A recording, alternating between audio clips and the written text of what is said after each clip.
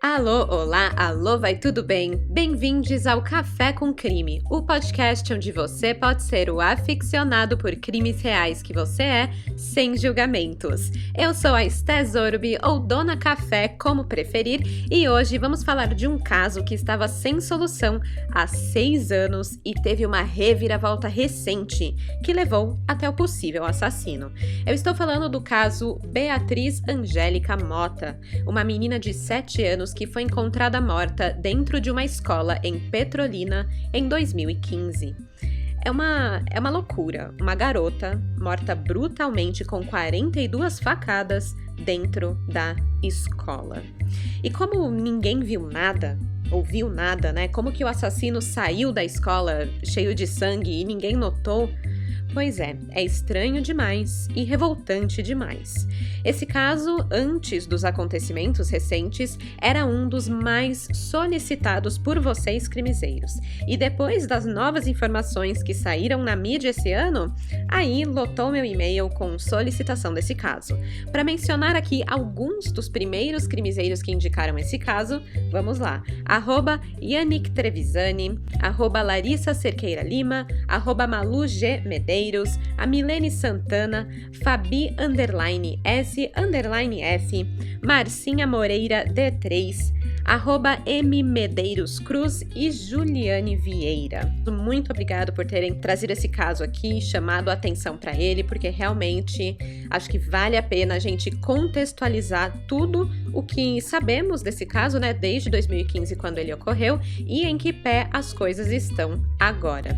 Eu quero deixar muito claro, antes de começar, que esse é um caso ainda em andamento, então muitas informações novas podem surgir depois que a pesquisa e a gravação desse episódio foram feitas, que no caso foi no dia 20 de janeiro, ok? Então tudo que você vai ouvir aqui é o que estava disponível na mídia até o dia 20 de janeiro.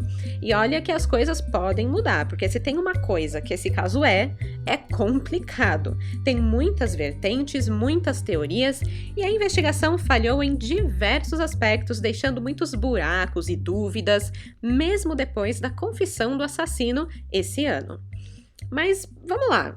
Antes de mergulhar de cabeça no caso, eu tenho 2 coisas para falar. A primeira é sobre a Aurelo. Já ouviu falar?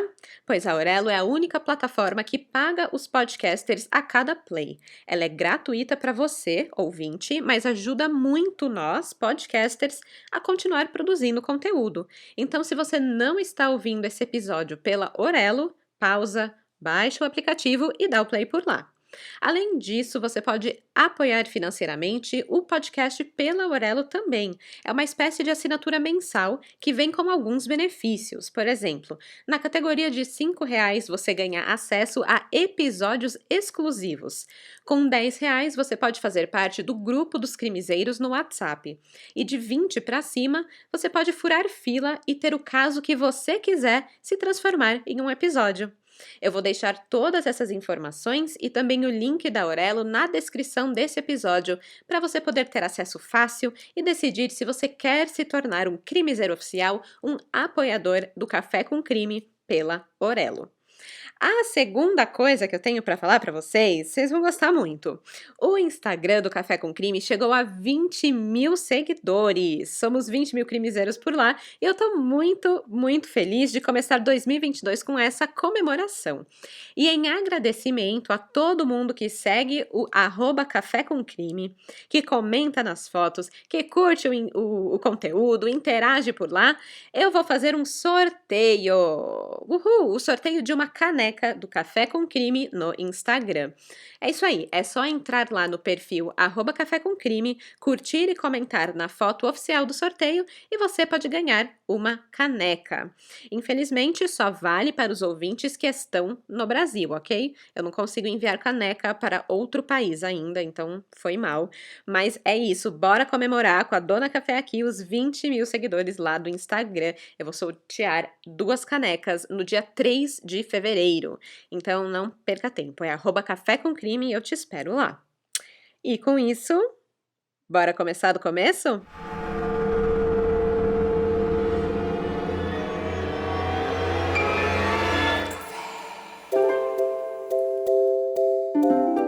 Beatriz Angélica Mota, de 7 anos, era filha de Lúcia Mota e Sandro Romildo. Ela estudava no Colégio Nossa Senhora Maria Auxiliadora, no centro de Petrolina, no sertão de Pernambuco. O seu pai, o Sandro, era professor de inglês nessa mesma instituição. A Lúcia Mota conta que o nome Beatriz significa aquela que traz felicidade e que sua filha era realmente tudo isso, pura alegria. Ela acordava sorrindo, adorava brincar com os irmãos mais velhos, a Samira e o Leandro, e amava se maquiar. A sua cor favorita era rosa pink, bem menininha. Tudo dela era rosa, perfumes, acessórios, roupas, maquiagens, tudinho mesmo. O filme que ela mais gostava era Frozen. O seu pai, o Sandro, comprou o DVD com as músicas do filme e ela simplesmente arranhou de tanto assistir todos os dias. A Beatriz, ela era muito sonhadora. Apesar de ela ter apenas 7 aninhos de idade, ela já tinha toda a sua vida planejada. E eu aqui com 28 anos não sei nem o que vou fazer amanhã.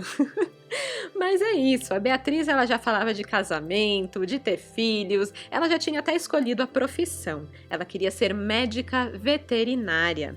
Ela passava o dia brincando de veterinária com o seu cachorro de estimação e os animais da roça onde ela morava.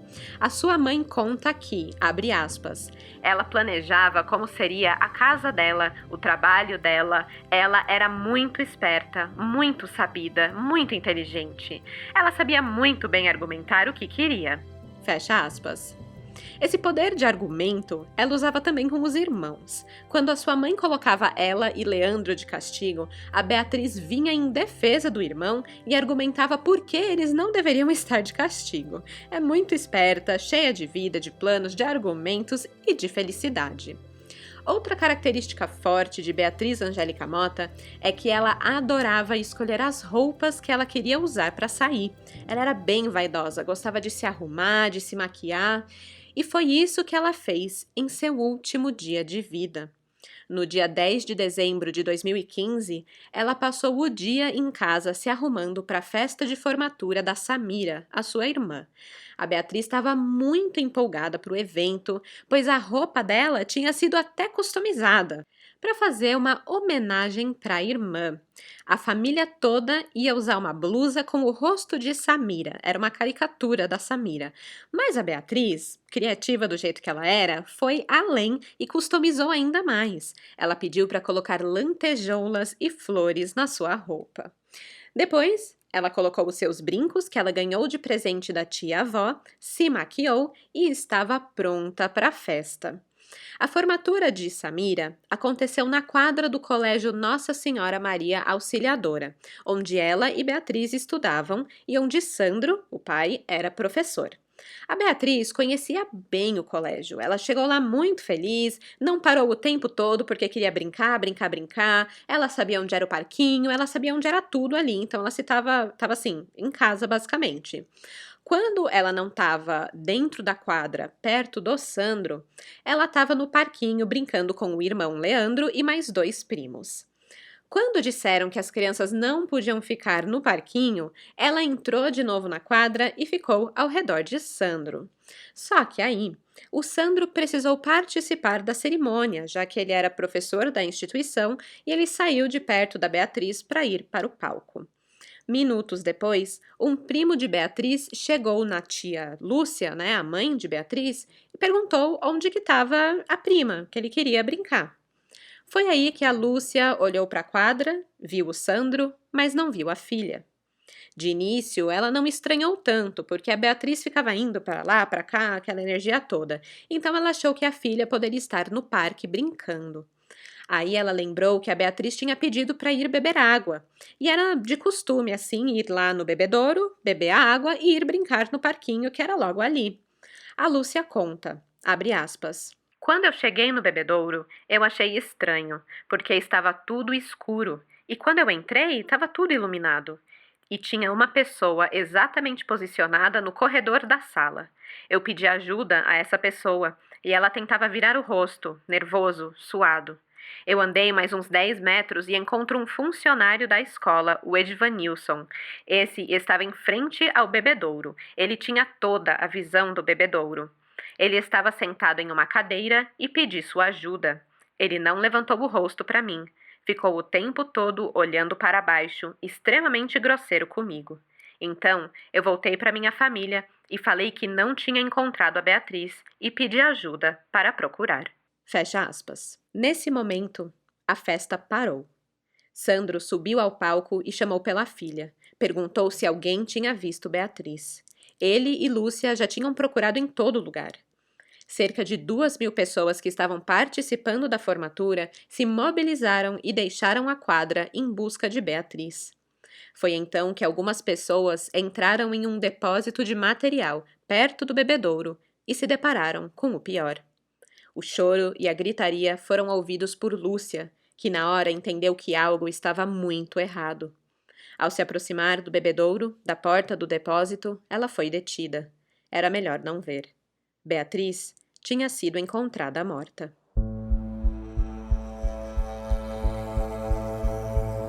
A última imagem que a polícia tem de Beatriz foi registrada às 9h59 daquela noite.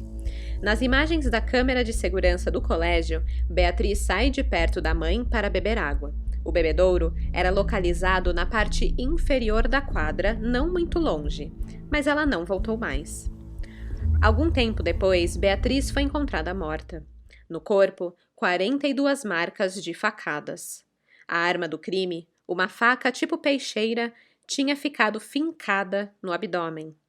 Só que o corpo não tinha marcas de violência sexual nem de asfixia. A revolta de Lúcia Mota contra o colégio foi imediata.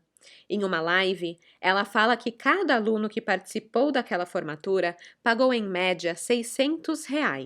Tinham mais de 100 alunos ali, então o colégio teria arrecadado R$ 60 mil com aquela festa. E mesmo assim, não tinham contratado uma empresa de segurança. Utilizaram apenas 4 seguranças do próprio colégio para um evento com mais de 2.000 pessoas. Lúcia diz, abre aspas, aquela noite destruiu tudo. Todos os nossos sonhos, destruiu os sonhos de Beatriz. Eu tenho certeza que se o colégio tivesse colocado segurança, se tivesse se organizado, Beatriz estaria aqui com a gente. O colégio vinha sofrendo ameaças, vinha sofrendo ataques, invasões, aconteceu incêndios. Então, eles sabiam que poderia acontecer alguma coisa naquele dia, tanto naquele dia quanto em outros dias também. E nada fez. Fecha aspas. No dia do crime, havia na escola 4 pessoas que faziam a segurança da festa e essas contavam com o auxílio de 2 assistentes de segurança que estavam posicionados dentro do ginásio. Eles estavam posicionados assim, 2 na entrada principal da quadra, 1 no portão da frente da escola e 1 na área interna da escola, que incluía a área onde tinha umas mangueiras, plantação de mangueiras e a área infantil. Entretanto, havia um fluxo muito intenso de pessoas descendo escadas e vindo para o bebedouro. As pessoas saíam pelo portão, ficavam conversando nas mangueiras e depois voltavam para o ginásio onde rolava a cerimônia da formatura. Era simplesmente muita gente para que apenas um segurança tivesse controle ali total daquela área. Outra coisa interessante, segundo uma testemunha que frequentava o colégio, era que normalmente nos eventos dessa escola, as pessoas só poderiam entrar se tivessem uma senha, um convite, alguma coisa do tipo. Mas naquela noite, isso não aconteceu. Não havia senha ou ninguém para checar os convites. A falta de segurança não era só de pessoas, de profissionais de segurança, né? Mas também de câmeras. A instituição de ensino não tinha câmeras de monitoramento no local onde Beatriz foi encontrada morta. A câmera mais próxima do depósito estava a 54 metros do local.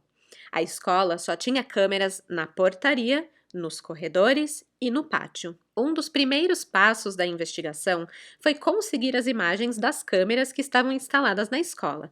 Mesmo que não tivesse ali especificamente no bebedouro ou no depósito onde Beatriz foi encontrada, poderia revelar o assassino andando pelos corredores da escola, entrando, né? Ele teve que aparecer em algum momento. E assim, né? Um assassinato acabou de acontecer no seu colégio. Né? O que você faz? Na hora, gente, vai lá na câmera e vê o que aconteceu. Devia ser fácil conseguir essas imagens, né? Mas não foi bem assim. Segundo os pais de Beatriz, quando a polícia fez a solicitação das imagens, a escola enviou HDs com os arquivos. Mas, quando a polícia abriu, o HD estava vazio, sem imagens. Em um outro momento, enviaram novamente as imagens por HD, só que eram de outros dias e outros horários que não o do crime. Isso é segundo os pais de Beatriz, né? Eles estavam bem assim putos com o colégio e com a forma que eles estavam lidando ali, tanto com a investigação, quanto com ali o próprio dia que o crime aconteceu, né? Mas o que a gente sabe de fato é que no dia 4 de janeiro de 2016, o Colégio Nossa Senhora Auxiliadora recebeu um ofício da Polícia Civil pela manhã solicitando o DVR, que era o equipamento que gerencia as câmeras da escola. Eles queriam o equipamento mesmo, né? Não um HD com arquivo, sabe? Tipo, chega de palhaçada, me dá o aparelho. A solicitação foi feita no período da manhã e à tarde, bem, à tarde, as imagens foram apagadas. O equipamento teve as gravações interrompidas e só voltou a funcionar mais de um mês depois, no dia 22 de fevereiro. A polícia ainda assim pegou o equipamento e o enviou para uma equipe especializada em Minas Gerais para realizarem a recuperação das gravações. Mas aí levou tempo. E por hora, as câmeras de segurança foram um beco sem saída para a investigação. Mesmo se tivessem conseguido essas imagens naquele momento, talvez elas não fossem tão úteis assim, porque o delegado-chefe, o Marcione Ferreira, ele notou que a iluminação da escola no momento do crime estava desligada. Não tinha nenhuma lâmpada ligada nos corredores, era visibilidade zero ali perto do bebedouro.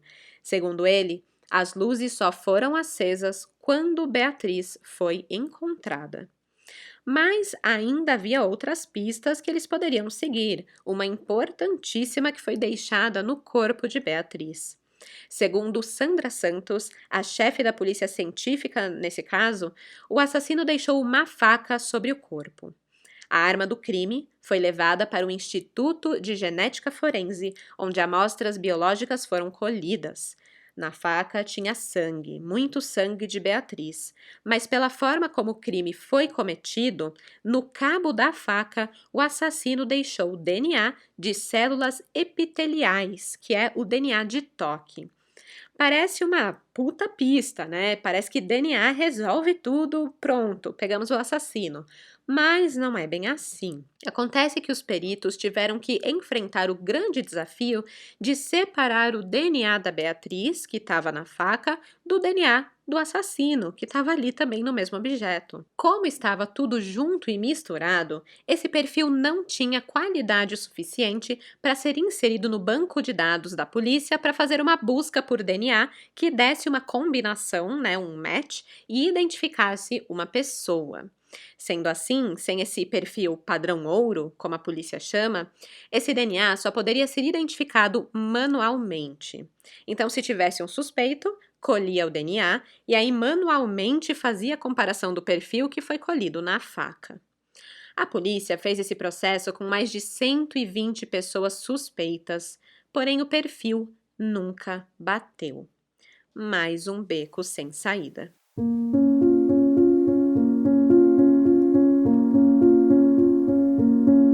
Um dos fatores que dificultou bastante a investigação foi a grande quantidade de pessoas que estava presente na formatura no Colégio Nossa Senhora Auxiliadora.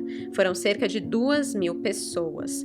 Todas precisavam ser checadas para serem riscadas da lista de suspeitos, todas precisavam ser ouvidas por também serem testemunhas.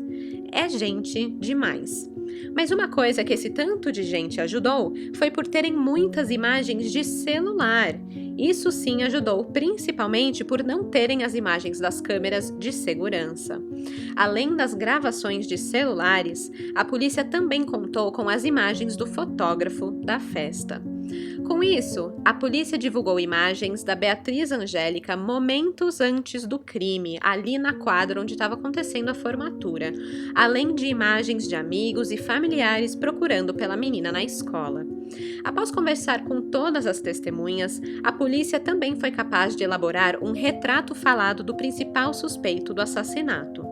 As testemunhas se referiram a esse homem como alguém com um comportamento suspeito e estranho. Esse homem teria sido visto entrando no banheiro feminino com 2 crianças. Em março de 2016, a polícia divulgou o retrato falado. O suspeito é homem, moreno, tem cerca de 1,70 de altura e pesa aproximadamente 70 quilos. Ele também aparenta ter cabelos cacheados. Apesar da divulgação do retrato falado desse suspeito, a Polícia Civil acreditava que poderiam ter outros envolvidos no caso. Durante uma coletiva de imprensa que aconteceu em março de 2016, o delegado-chefe Marcione Ferreira deu detalhes sobre a conclusão do laudo técnico que aponta para a participação de mais de uma pessoa no assassinato de Beatriz. Ele disse, abre aspas, o laudo é bastante técnico e cientificamente explica por que a criança não foi morta naquele local, mas em outro, e foi transportada para aquele local. Isso requer uma logística muito grande e requer a participação de mais de uma pessoa. Requer pessoas que estavam em vigilância, os partícipes e o executor. Fecha aspas. Ok, agora é importante esclarecer como estava a cena do crime quando Beatriz foi encontrada, pois foi isso que determinou que ela não foi morta dentro do depósito. Segundo Gilmário Lima, perito da Polícia Civil, não havia vestígios de manchas de sangue por gotejamento no local, nem na entrada do depósito, nem na parte de dentro, nem nas paredes, nada. E, gente, levando em consideração que a Beatriz foi esfaqueada 42 vezes no tórax, membros superiores e inferiores, é quase impossível não ter vestígios de sangue no local do seu assassinato. A polícia só encontrou sangue embaixo do corpo da criança.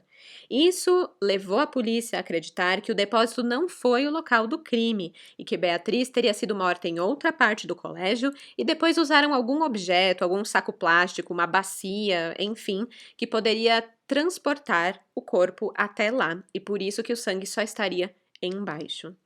Outro fato importante é que a porta do depósito estava aberta e sem cadeado.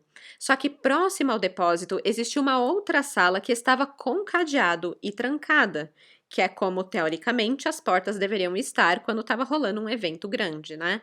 Então isso por si só é bem estranho, né? A coisa fica mais estranha ainda quando a polícia descobre que 3 chaves sumiram do Colégio Nossa Senhora Auxiliadora 10 dias antes do crime, no dia 25 de novembro de 2015. Essas chaves que desapareceram davam acesso aos portões internos e externos do colégio. As chaves desapareceram de uma penca de chaves que ficava com os funcionários da escola. Segundo o delegado Marcione, abre aspas, as chaves davam acesso a pontos importantes próximo ao local do crime. Para a pessoa sair, teria que ter acesso ao ginásio, a não ser que tivesse uma chave. As chaves passaram de mão em mão entre os funcionários e não foram encontradas. Fecha aspas. Esse fato por si só já colocou alguns funcionários numa posição suspeita, mas não parou por aí. Ao serem questionados, alguns funcionários mentiram em seus depoimentos e entraram em contradição. Entre eles estava um vigilante do local que deixou o seu posto durante a festa e permaneceu 1 hora e 40 minutos dentro de uma sala vazia. Tipo, fazendo vários nadas, enquanto um crime acontecia e o trabalho dele era exatamente esse, né, de vigiar.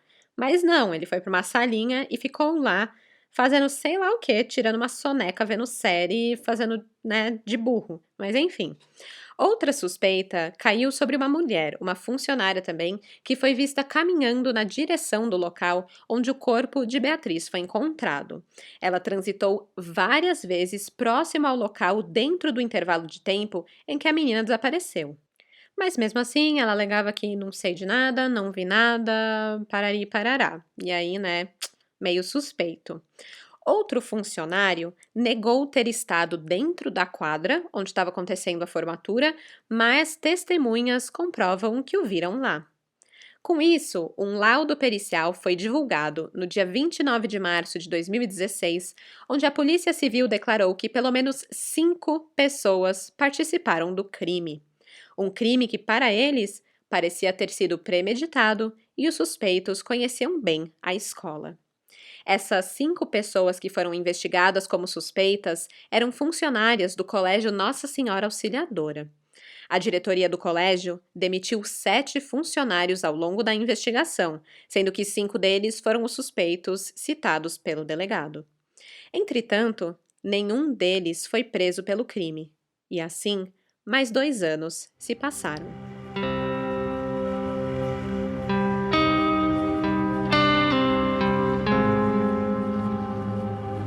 Depois de quase 2 anos sem solução, em 2017, o caso Beatriz Mota sofre uma nova mudança, a mudança de delegado. Marcione foi substituído por Gleide Ângelo. Gleide foi substituída pela delegada especial Francisca Poliana Neri. E isso entre a data do crime, 2015, e 2017. Pouco tempo, mas bastante mudança. O pai de Beatriz, o Sandro Romildo, expressou o que foi para ele ver o tempo passar e nenhuma resposta chegar. Abre aspas. Todas as manhãs eu acordo e sinto aquele impacto da dor e da realidade. Elucidar um caso como esse nos traria um pouco de conforto. Trazer Bia de volta, jamais, mas nos daria mais tranquilidade. Fecha aspas. No início de novembro de 2017, a família de Beatriz Angélica se reuniu com Joselito Amaral, o secretário de Defesa Social Antônio de Pádua e a delegada Gleide Ângelo, a fim de solicitar a federalização da investigação. Em poucas palavras, a federalização basicamente tira o caso da polícia local e quem passa a investigar é a Polícia Federal, passando pelo Ministério Público Federal e Justiça Federal. Isso é bem útil, pois garante maior isenção na investigação. Além disso, o pedido de federalização surge como uma medida capaz de garantir a proteção de pessoas que denunciam o criminoso. A família de Beatriz Angélica acreditava que isso poderia fazer o caso deslanchar, já que eles estavam desconfiados que o colégio não estava colaborando com a investigação. Vide as imagens que sumiram das câmeras, né? E que a polícia mesmo tinha pedido dinheiro para o colégio para conseguir recuperar as imagens das câmeras do HD. Tipo, por que pedir dinheiro para o colégio e não para o Estado, né? Para dar andamento com a investigação. Então, coisas estranhas estavam acontecendo e a família de Beatriz só queria uma investigação isenta, imparcial, justa e sem falhas. Mas, infelizmente, o caso não foi federalizado em 2017. Nada mudou. Até que chegou dezembro de 2018 e o Tribunal de Justiça de Pernambuco determinou a primeira prisão preventiva no caso Beatriz. A prisão foi solicitada para um funcionário terceirizado do colégio onde Beatriz foi morta, chamado Alisson Henrique Carvalho. Ele prestava serviço na área de informática e era suspeito de ter apagado as imagens de segurança do dia do crime e atrapalhar as investigações da polícia. Entretanto, o Alisson não foi encontrado e passou a ser considerado foragido.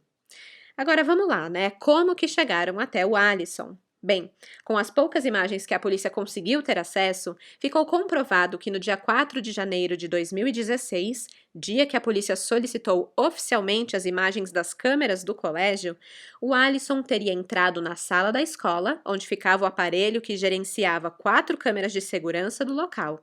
Ele foi o último a entrar na sala, antes das imagens serem apagadas. Por conta disso, ele poderia responder pelo crime de fraude processual, pois a polícia estava alegando que Alison dificultou as investigações, já que as imagens do suposto assassino poderiam ter chegado nas mãos da polícia muito antes, se não fosse pela ação dele. Entretanto, o advogado de Alison, o Anki Medrado, alega que Alison teria ido ao colégio atendendo a um pedido de seus superiores para que se fizesse o backup das imagens. Ele não foi, por vontade própria, lá fazer algo dele sozinho, tipo, vou apagar essas imagens aqui. Não, foram os chefes que mandaram. Além disso, o advogado diz que há evidências de que as imagens já haviam sido enviadas para a polícia sim, antes desse backup. O advogado de Alison, o Anki Medrado, diz o seguinte, abre aspas, nós acreditamos que deve ter acontecido algum erro no manuseio e, portanto, houve uma formatação automática para apagar as imagens e não uma ação de alguém, muito mais por um erro do que propriamente por intenção de apagar. Fecha aspas.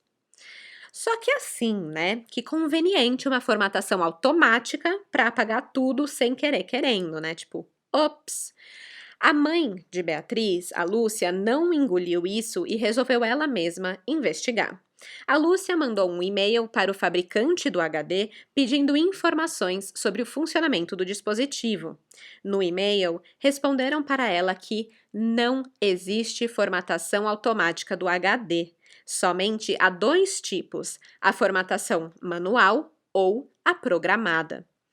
Então, assim, tinha dedo de alguém. Alguém teve que programar ou alguém teve que manualmente ir lá e formatar, né? Então, assim, Lúcia já pode entrar para a equipe de investigação. Mesmo passando essas informações para a polícia, né, ainda tinha a questão de que Alison estava foragido. E com isso, o tempo foi passando, nada aconteceu. A polícia até chegou a fazer uma busca na casa de Alison, mas nada foi encontrado. E então, em setembro de 2019, o Tribunal de Justiça de Pernambuco revogou o pedido de prisão, por entender que, passados 9 meses, não houve qualquer avanço na investigação que pudesse realmente responsabilizar Alison de ter apagado as imagens.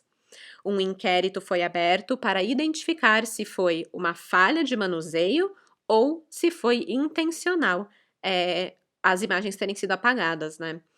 O colégio Nossa Senhora Auxiliadora afirmou que não houve nenhum tipo de manipulação ou exclusão de imagens das câmeras.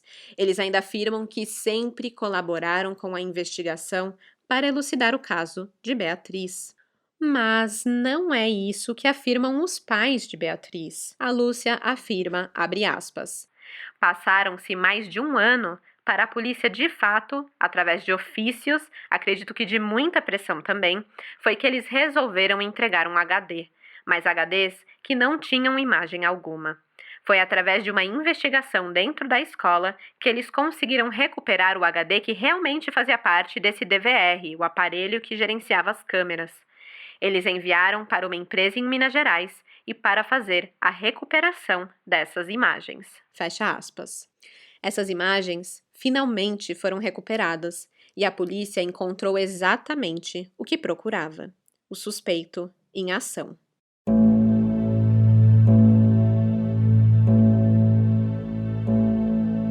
Nas imagens das câmeras de segurança divulgadas pela polícia, há uma movimentação suspeita de um homem do lado de fora da escola.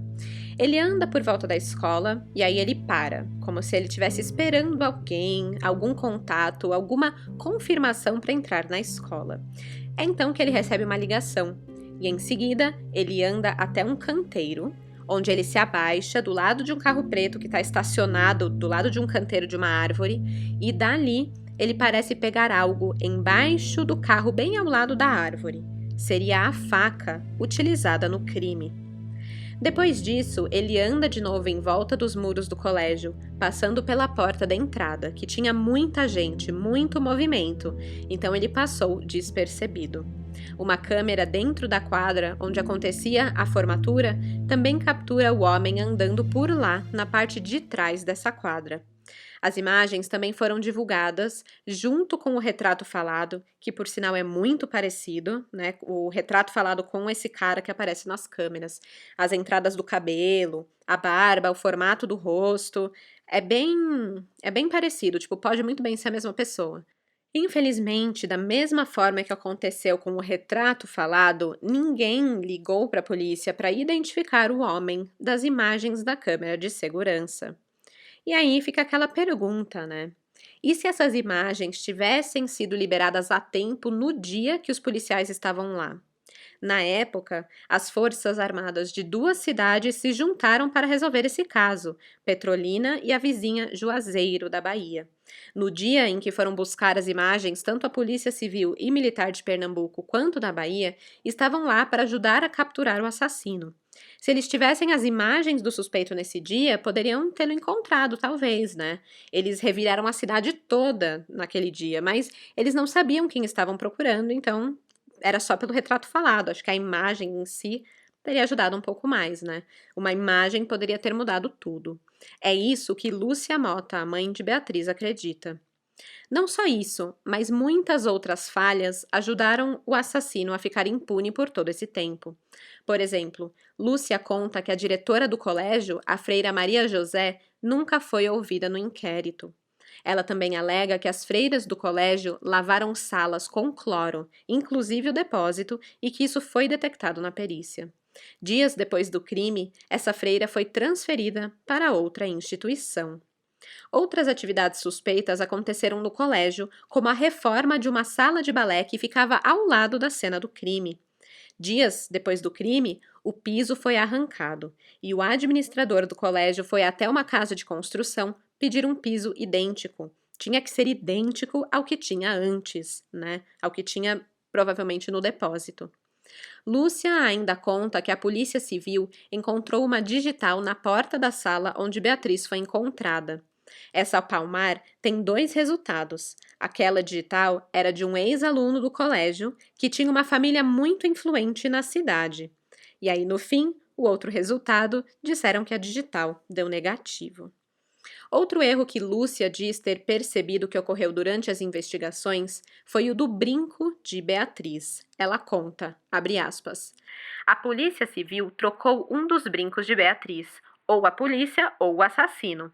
São brincos diferentes. Tiraram o brinco e entregaram. Essa joia foi presente da tia-avó de Beatriz. Nós temos registro dessa joia. Não tem nada no inquérito nesse sentido. Fecha aspas. 6 anos após o crime, o inquérito já tinha passado pelas mãos de 8 delegados diferentes. As constantes trocas de delegados, essas falhas na investigação, as estranhezas com o colégio e a falta de uma resposta para o crime fizeram com que a família de Beatriz Angélica clamasse pela federalização do caso mais uma vez. Em 2021, a família organizou um novo protesto. Lúcia e Sandro fizeram uma caminhada de 700 quilômetros de Petrolina até Recife. O ato durou 23 dias e contou com o apoio de autoridades municipais e dos moradores das cidades por onde eles passaram. Eles exigiam ser recebidos pelo governador e que o caso fosse investigado pela Polícia Federal.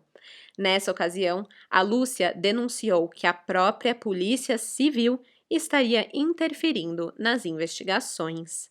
Ela disse, abre aspas, a polícia infelizmente vem sabotando o inquérito e é o alto escalão do governo, é o chefe de departamento de perícias. A Polícia Civil não tem aparatos técnicos capazes de solucionar o inquérito.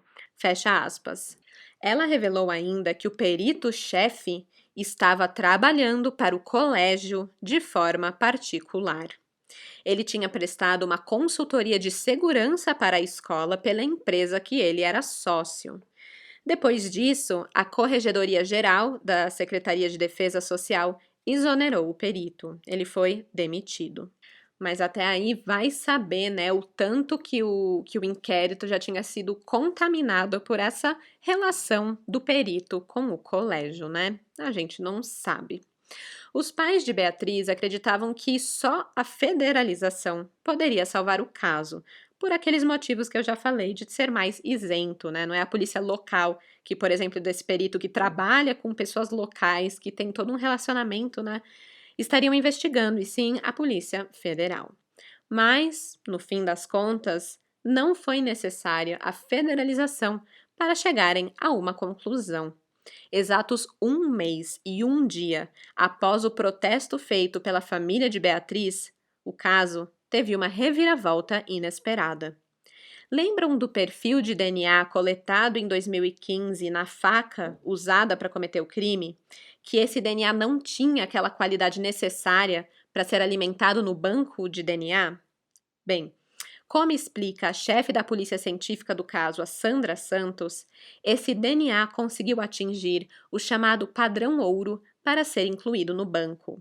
Ela diz, abre aspas, ao longo dos anos, a gente foi trabalhando na melhoria e na qualidade desse perfil. A ciência e a tecnologia do DNA avança e os peritos criminais avançam também. Esse perfil trabalhado e melhorado permitiu que a gente alimentasse o nosso banco de DNA. E no momento que a gente colocou, o banco apontou o criminoso. Fecha aspas.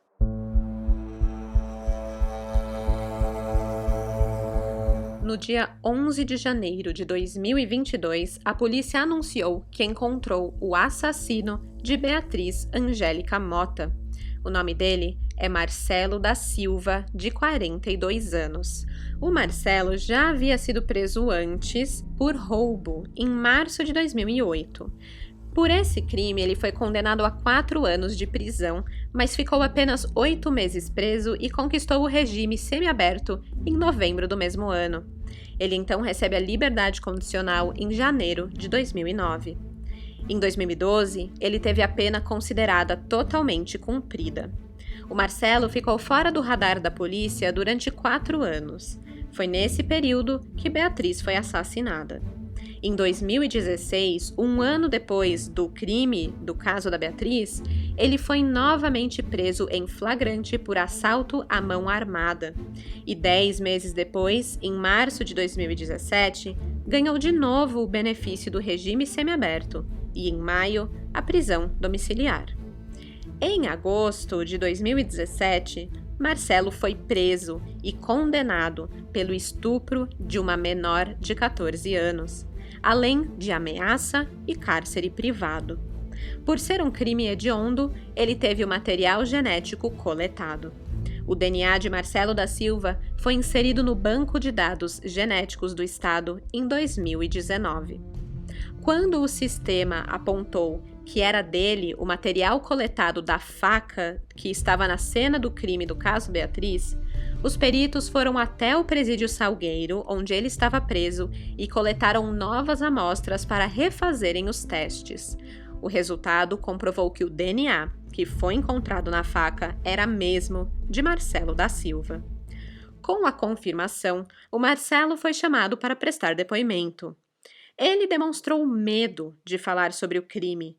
Quando percebeu que ele estava respondendo as perguntas como suspeito, ele disse, abre aspas, em um caso desses aí, você sabe que se a gente voltar para o presídio, a gente tá morto, né? Fecha aspas.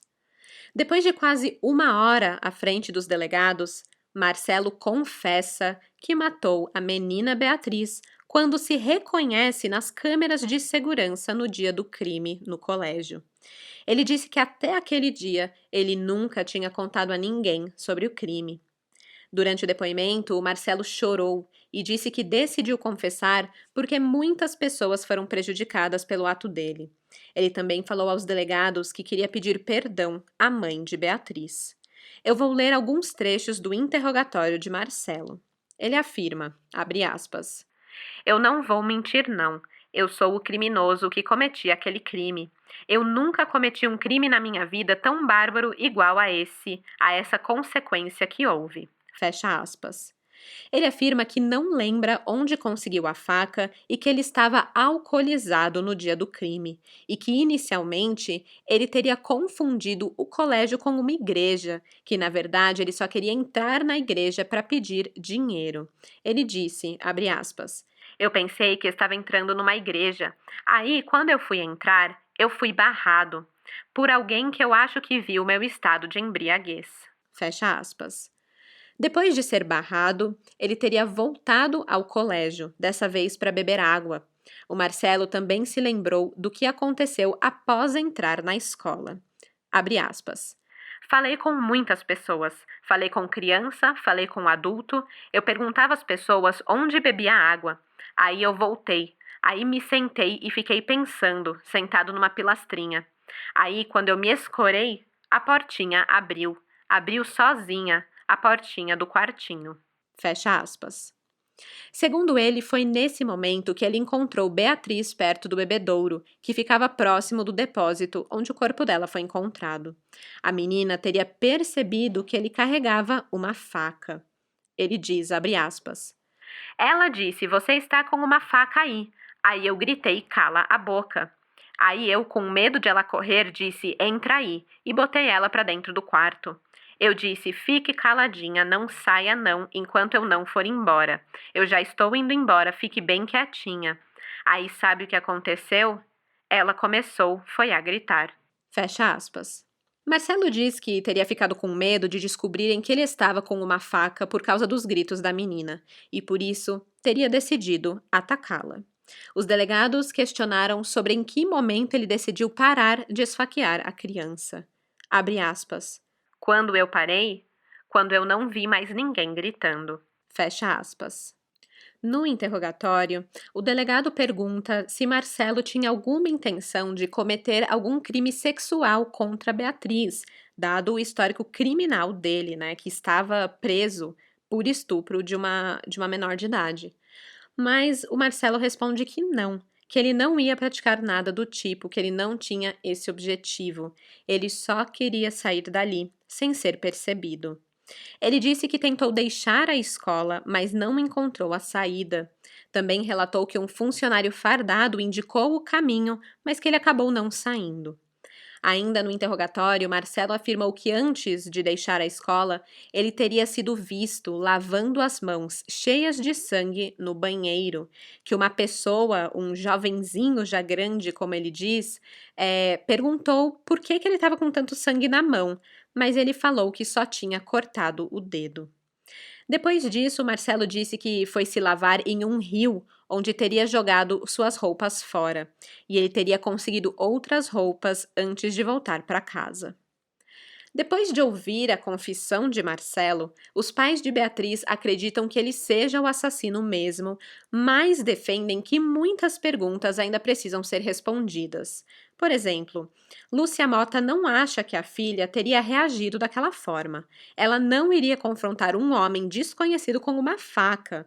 Primeiro, porque ela era inteligente, segundo, porque ela era muito inocente, e terceiro, porque ela não ia se sentir num local de risco estando dentro da escola. A Lúcia diz, abre aspas, eu tenho convicção que Beatriz foi beber água e ele abordou ela de forma brusca e tirou a vida dela. Fecha aspas. Então, apesar de acreditar que foi Marcelo, a Lúcia não acha que ele está contando toda a verdade, principalmente no que se diz a motivação do crime. Lúcia não acredita na teoria de que foi um crime aleatório, espontâneo. Ela diz, abre aspas, não me venha a polícia me dizer que ele é um doido que estava no meio da rua e que entrou dentro do colégio, não. Não venham com esse argumento, porque comigo não cola, não. Ninguém entra no colégio Auxiliadora sem ser conduzido por alguém, principalmente para entrar naquelas salas. O DNA por si só não é suficiente. Eu espero que a verdade apareça, que ele fale a verdade, porque até aqui ele está mentindo, principalmente em relação à motivação do crime. Fecha aspas.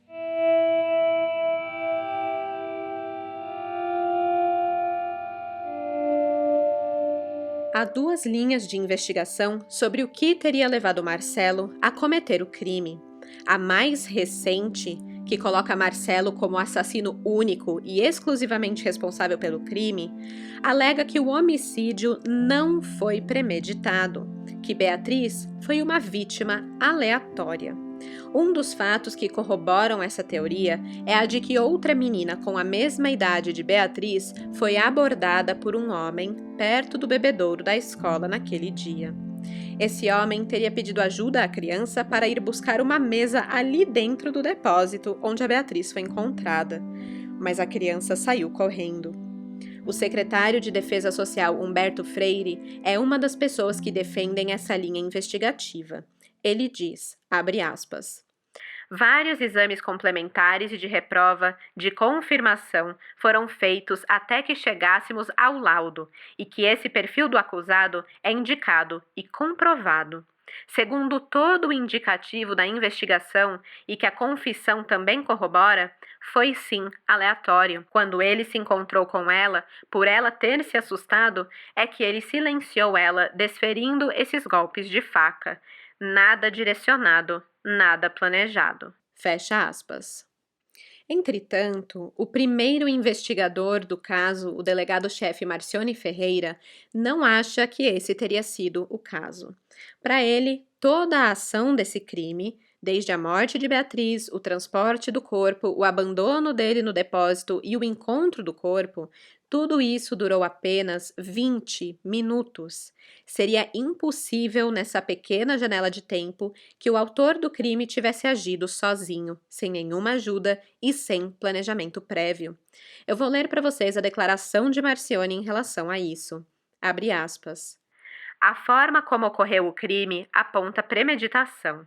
A criança não foi morta no local que foi encontrada. Ela foi morta em outro local, transportada, colocada naquele depósito em um curto espaço de tempo.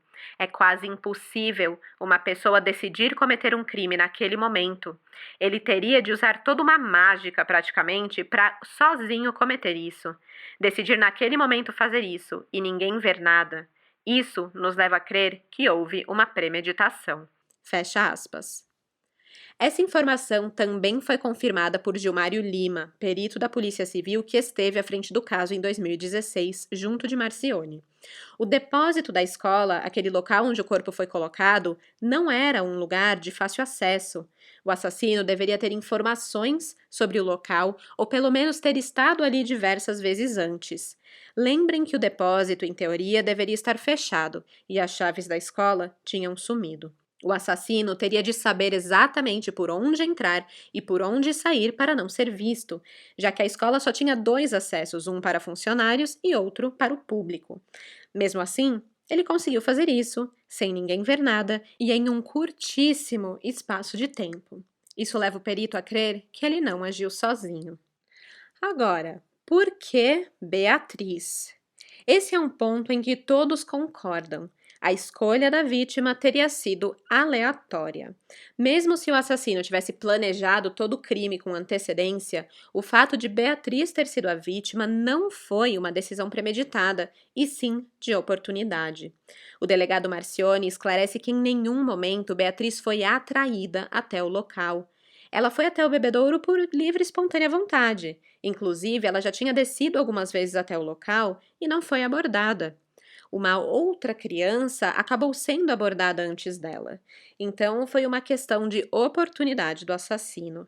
Beatriz estava no lugar errado, na hora errada.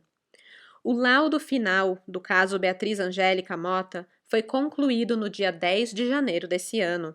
O documento da perícia técnica não esclarece a motivação do crime. Mesmo assim, depois que Marcelo da Silva confessou o assassinato e com a prova de DNA, ele foi indiciado. Mas isso não significa que a investigação acabou.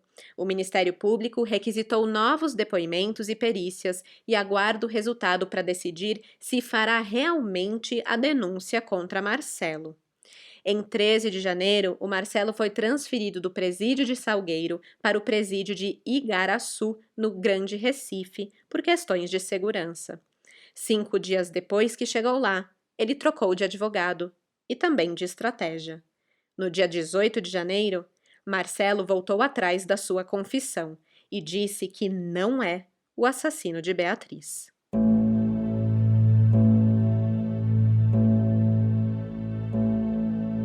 poucos dias depois da advogada Niédia Mônica da Silva afirmar que o seu cliente, o Marcelo, confessou o crime pois queria aliviar o coração da mãe de Beatriz e disse que ele só chorava ao falar do caso, estava arrependido e tudo mais, Niédia deixou o caso sem explicações. Quem assumiu a defesa de Marcelo da Silva foi o advogado Rafael Nunes.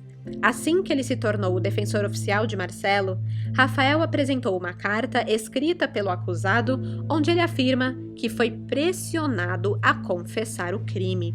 No papel, datado de 17 de janeiro, Marcelo teria escrito que é inocente e que não matou Beatriz. Eu vou ler um trecho da carta para vocês. Abre aspas. Eu confessei na pressão. Pelo amor de Deus, eles queriam minha morte. Preciso de ajuda. Estou com medo de morrer. Eu quero viver. Eu não sou assassino. Quero falar com a mãe da criança. Quero a proteção da minha mãe. Fecha aspas.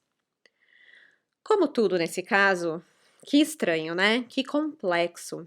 Ainda não houve uma nota oficial da polícia sobre essa carta, pelo menos não até a gravação desse episódio, no dia 20 de janeiro. Mas é muito estranho essa troca de advogados e essa carta aparecer na mesma época. Assim como muitos têm achado estranho que Marcelo apareceu como suspeito logo depois do grande protesto da família de Beatriz, pedindo pela federalização do caso 6 anos depois do crime. Parece tudo muito coincidência. O Marcelo afirmar que foi pressionado a confessar não é um choque.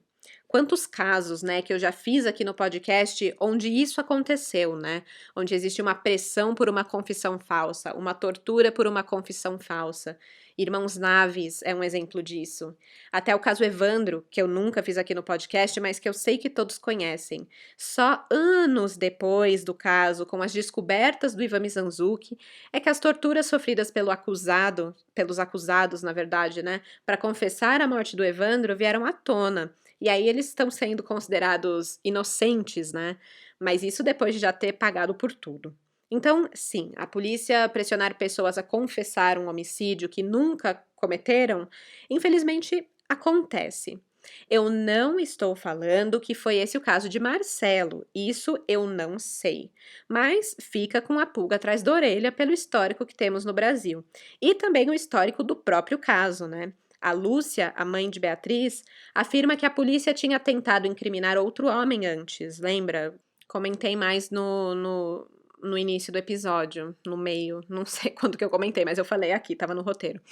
E isso tudo porque queriam fechar o caso, né? Queriam acabar com os protestos da família de Beatriz, queriam, enfim, não querem federalizar o caso, e aí volta naquele lance de uma coincidência muito grande de terem encontrado o Marcelo da Silva logo após esse enorme protesto que teve aí no final de 2021. Mas, de novo, não tô falando que esse é realmente o caso, que isso aconteceu. São tudo coisas que fazem a gente pensar, né, sobre a complexidade desse caso, de tudo que já aconteceu desse histórico e deixa aquela pulguinha atrás da orelha. Mas dessa mesma forma, eu também tenho outra pulguinha atrás da orelha, porque uma informação que me faz duvidar disso é o advogado novo de Marcelo. A OAB, a Ordem dos Advogados do Brasil, está atualmente investigando a conduta do advogado Rafael Nunes. Acontece que a advogada que estava na defesa antes, a Niédia Mônica da Silva, entrou com uma representação na entidade, alegando que o seu cliente, o Marcelo, foi coagido a destituí-la do caso. Já no dia 17 de janeiro, a Niédia foi impedida por Rafael Nunes de ter acesso ao Marcelo. A Niédia afirma que Rafael a abordou grosseiramente no presídio de Igaraçu e que ele teria assediado o seu cliente, o Marcelo, dias antes. E aí, do nada, ela foi destituída e teve de deixar o caso. Como assim, né? Ela que era contratada por Marcelo para atuar no caso, e aí chega esse cara e pronto, começa a fazer tudo diferente? Aí, quando questionaram o advogado Rafael sobre quem o teria contratado para atuar no caso, ele simplesmente disse que essa informação era sigilosa. Interessante que desde que Rafael Nunes assumiu o caso, tudo mudou, né? A versão é totalmente oposta à versão apresentada por Niédia. Com ela, o Marcelo era um réu confesso e parecia arrependido. Com o Rafael no comando, o Marcelo revoga sua confissão e diz ter sido ameaçado e pressionado. Com tudo isso, a OAB Pernambuco afirmou que um conselheiro relator foi designado para apurar os fatos com urgência e que o objetivo dessa apuração é evitar qualquer tipo de embaraço na condução do inquérito policial que apura o caso. Como se o caso já não tivesse tido embaraços na condução o suficiente, né? Enfim, agora nos resta aguardar e acompanhar os próximos desdobramentos do caso, que segue com a investigação aberta.